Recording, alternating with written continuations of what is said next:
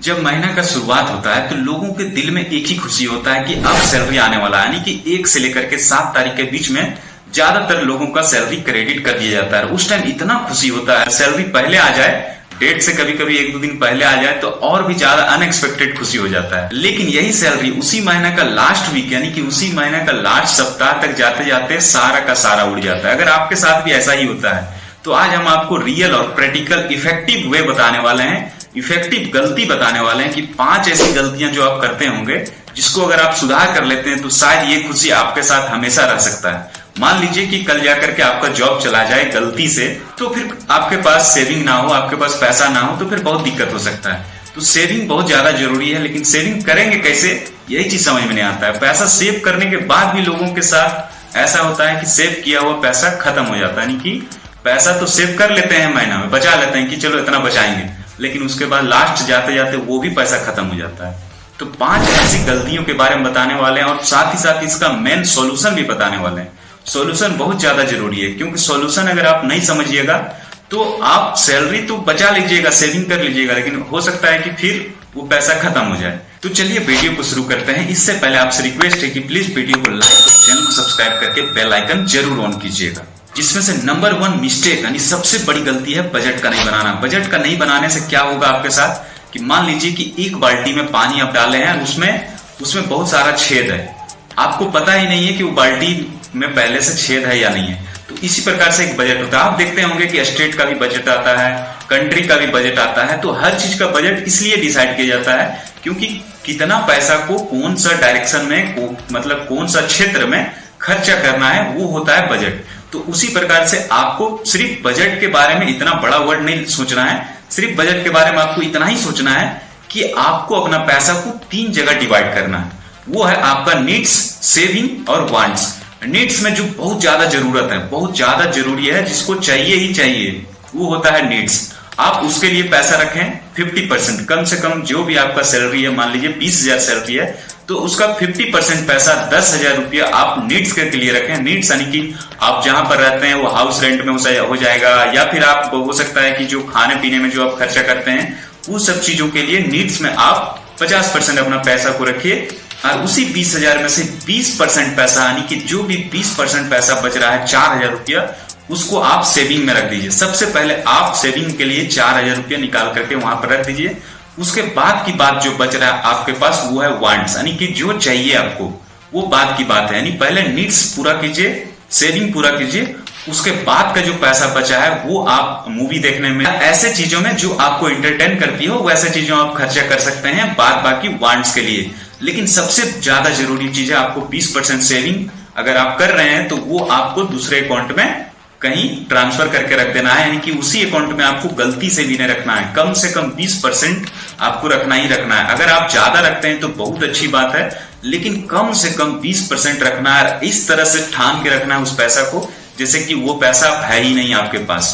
वो पैसा मान लीजिए कि आपका सैलरी 20% कम ही आया इस बार, तो उसी प्रकार से हर बार आपको 20% करके अपना पैसा कम से कम बचाना है। अगर 30% बचाते हैं तो और भी अच्छी बात है, लेकिन कम से कम 20% आपको अलग अकाउंट में क्रेडिट करना है। उसी अकाउंट में अगर रखिएगा तो फिर खत्म हो जाएगा, फिर सोचिएगा फिर से जमा कर देंगे ना, वैसा नहीं करना है। आपको रखना ही रखना है 20%। तो ये 3 चीज आपको डिसाइड करना है, वांट्स, नीड और सेविंग। अगर इस चीज को अगर आप मैनेज करते हैं तो सबसे पहला शुरुआत आपका यहीं से सेविंग होना शुरू हो जाएगा। अब देखते हैं नंबर 2 मिस्टेक, वो है ओवर स्पेंडिंग ऑन वांट्स, यानी कि सबसे ज्यादा अगर आपका जो है कि खर्चा वांट्स में चला जा रहा है। जैसे कि ईएमआई में अगर आप कुछ लेना शुरू कर दिए, जैसे कि एग्जांपल में बहुत सारे लोग 4 व्हीलर ले लेंगे, बाइक ले लेंगे, फोन ले लेंगे, या फिर ऐसे चीज ले लेंगे जिसका उसका जरूरत नहीं है। जरूरत यानी कि समझ रहे ना, नीड्स नहीं है, ज्यादा रिक्वायरमेंट नहीं है, लेकिन वांट्स के चक्कर, अपनी इच्छा को पूर्ति करने के चक्कर में यानी कि ज्यादा खर्चा ना करें। जैसे कि फालतू का अगर मान लीजिए कहीं सेल लग गया था, फिर सेल में चल जाइएगा। कहीं अगर ऐसा कुछ आपको दिखे जो कि जरूरत ना है, लेकिन फिर भी आपको दिखे और मन बढ़ गया कि हमको लेना है, करना है, तो इसी के कारण से फिर आपका पैसा वहां से जाना शुरू हो जाता है। इसीलिए वांट्स को कंट्रोल कीजिए। वांट्स को कंट्रोल इस तरह से कीजिए जैसे कि अगर कोई चीज आपको खरीदना है तो उसको 24 घंटा टाइम दीजिए। तुरंत इमीडिएट नहीं ले लीजिए। सैलरी है, आपके पास पैसा है, जमा हुआ है अभी, तो आप तुरंत खरीद लीजिएगा। तुरंत नहीं खरीदना, आपको 24 घंटा खुद को टाइम दीजिए कि क्या हमें ये चीज खरीदना है अभी, अभी हमें इससे जरूरत है।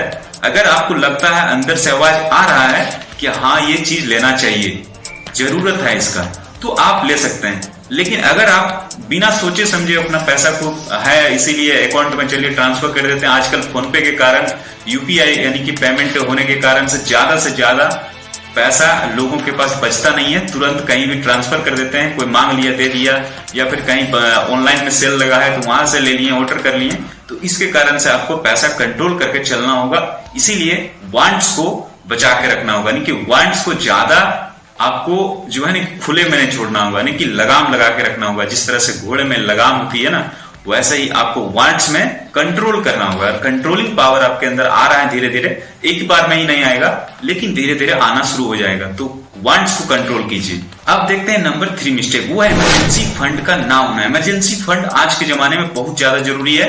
जो 75% लोगों के पास इमरजेंसी फंड नहीं होता है, उसके पास तो पैसा कमाने के लिए रास्ता है कि जॉब कर रहे हैं, लेकिन जॉब से जो पैसा आ रहा है वो इमरजेंसी फंड यानी कि अभी तक बचा नहीं पाए हैं। अगर आप उसका जॉब बाय मिस्टेक अगर चला जाए तो उसके पास ये भी इतना भी पैसा नहीं है कि 1 महीना 2 महीना वो सरवाइव कर सकें, दूसरा जॉब खोजने के लिए वो टिके रह सकें। इसलिए इमरजेंसी फंड का होना बहुत ज्यादा जरूरी है, बहुत ज्यादा जरूरी है। इसलिए इमरजेंसी फंड को आप बहुत इंपॉर्टेंट समझें, जितना ज्यादा जरूरी आपका जॉब है उससे भी ज्यादा जरूरी आप सोचे कि इमरजेंसी फंड का होना बहुत ज्यादा जरूरी है।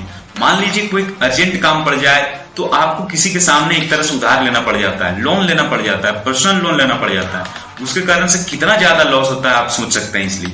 इसीलिए आपको इमरजेंसी फंड एक बनाना है, और इमरजेंसी फंड ऐसा बनाइए कि जिसमें आप लगातार इन्वेस्टमेंट कर सकें, यानी कि लगातार हर महीना में छोटा छोटा अमाउंट इन्वेस्ट करना शुरू कर सकें। जैसे कि आप लॉन्ग टाइम गोल के लिए इन्वेस्टमेंट करना शुरू कर सकते हैं, शॉर्ट टाइम गोल के लिए इन्वेस्टमेंट करना शुरू कर सकते हैं, लेकिन इमरजेंसी फंड कम से कम 6 महीना का तो बना के जरूर रखिए। एफडी वगैरह करवा लीजिए 6 महीना का इमरजेंसी फंड, यानी कि जो आपका खर्चा हो रहा है हर महीना में 5,000 10,000 रुपया, उसी के अनुसार से 6 महीना में जितना खर्चा हो सकता है आपके साथ, तो वो 6 महीना का बजट यानी कि 6 महीना का पैसा आप अकाउंट में एक जगह एफडी करवा के रख लीजिए। उससे होगा कि आपका एक इमरजेंसी फंड कभी अगर दिक्कत हो जाए तो उस पैसा का उपयोग कर सकें, जॉब वगैरह चला जाए या फिर कोई इमरजेंसी कंडीशन हो तो उस टाइम उसका यूज कर सकें। तो कम से कम 6 महीना का डेली जो हर महीना में आपका यूज होता है उतना पैसा को आप जरूर इमरजेंसी फंड में स्टोर करके रखें। अब देखते हैं नंबर 4 मिस्टेक, वो है इन्वेस्टमेंट ना करना। इन्वेस्टमेंट ना करना यानी कि जैसे कि आप एसआईपी वगैरह में इन्वेस्ट नहीं कर रहे हैं, या फिर एसआईपी वगैरह के बारे में आपको पता नहीं है, स्टॉक मार्केट शेयर मार्केट नहीं जानते हैं, कोई बात नहीं, लेकिन एसआईपी आपको करना शुरू कर देना चाहिए। चाहे आप हर महीना में 500 रुपया का कीजिए, हर महीना में 1000 का कीजिए, 2000 का कीजिए, लेकिन आपको एसआईपी करना ही करना चाहिए। क्योंकि मान लीजिए अभी तो आप जैसे तैसे अपना सर्वाइवल कर रहे हैं, लेकिन आज से 15-20 साल 25 साल बाद हर समय तो आप जॉब नहीं करते रहिएगा। अगर आप हर समय जॉब नहीं कर सकते हैं तो आप लॉन्ग टाइम के लिए अपना पैसा को नहीं बचाइएगा, इन्वेस्ट नहीं कीजिएगा कहीं, तो आपका आगे फ्यूचर यानी 20-25 साल फिर क्या होगा। तो इसीलिए 500-1000 रुपये कम से कम आप एसआईपी करना शुरू कर सकते हैं। और एसआईपी कैसे करेंगे तो उसके लिए आप नीचे मेरा डिस्क्रिप्शन में लिंक दिया होगा, आप वहां पर जाकर के दूसरा वीडियो भी देख सकते हैं, एसआईपी वाला वीडियो। अब देखते हैं नंबर 5 मिस्टेक, वो है लाइफ स्टाइल का स्टेबल नहीं होना। यानी कि मान लीजिए कि आपका प्रमोशन हो गया, अगला साल में प्रमोशन, हर साल में प्रमोशन होता है, इंक्रीमेंट होता है, तो प्रमोशन होने के साथ, इंक्रीमेंट होने के साथ लोग क्या करते हैं, सबसे बड़ी गलती की वो सोचते हैं अब तो मेरा पैसा बढ़ गया, अब तो और हम अपना इच्छाएं को पूरी करेंगे। इच्छाएं पूरी करने के चक्कर में और अपना जो है कि पैसा को और बर्बाद करने लगते हैं, यानी कि पैसा को उड़ा देते हैं फालतू चीजों में। तो जब भी आपका इंक्रीमेंट हो तो कोशिश करें कि 70% पैसा आप सेविंग करने में लगाएं, या फिर उसको एक अच्छे फंड्स में इन्वेस्ट करना शुरू करें, एसआईपी वगैरह करना शुरू करें। तो कोशिश करें अपना लाइफ स्टाइल को स्टेबल रख करके, जैसा चल रहा है वैसे ही चलने दें, और जो पैसा इंक्रीमेंट हो रहा है उस पैसा का 70% कम से कम आपको इन्वेस्ट करना शुरू करना चाहिए, जिससे कि आपका लाइफ स्टाइल से ज्यादा इंपॉर्टेंट आपका बजट बन जाएगा। जब आपका वेल्थ क्रिएट होने लगेगा तो आपको खुद अपने आप में प्राउड फीलिंग होगा कि मेरे पास अभी इतना पैसा है। और अगर आप दिखावे की जिंदगी में जिएगा तो समझ लीजिए कि आपका मतलब एक तरह से लोन ईएमआई में जाना ही जाना एक दिन तय है। तो कोशिश कीजिए कि सही रास्ता में जाएं, एक सही बजट बनाएं, सही डायरेक्शन में जाएं। और अगर आपको ये वीडियो, इस तरह का वीडियो अच्छा लगता होगा तो प्लीज वीडियो को लाइक और चैनल को सब्सक्राइब करके बेल आइकन जरूर ऑन कीजिएगा। वीडियो को लास्ट तक देखने के लिए थैंक्स और अपने दोस्तों को भी जरूर शेयर कीजिएगा।